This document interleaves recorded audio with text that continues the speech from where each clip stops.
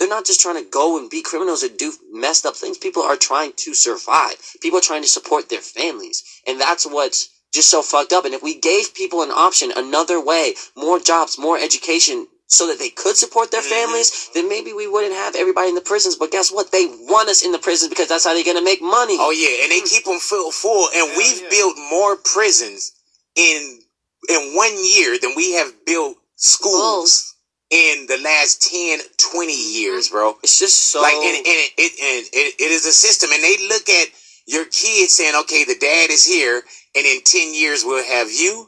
And then in another 5 years, we have your little brother.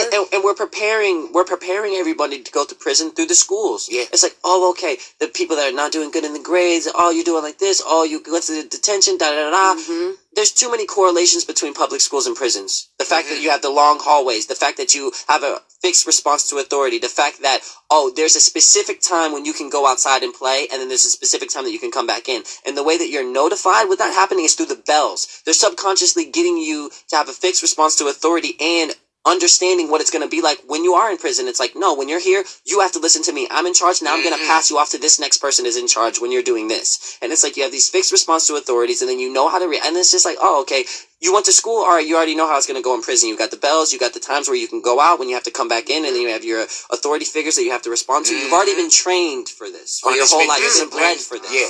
The same way that they're breeding, the same way that they're breeding animals and slaughtering them and then feeding it to all of us is the same way. That's what they're breeding us to go into prison. They're breeding us, or they're breeding us to go to school and learn how to work a 9 to 5 and work to a factory. Like, school was invented for the Industrial Revolution because people were cutting their fingers off in the factories because they couldn't read the instructions.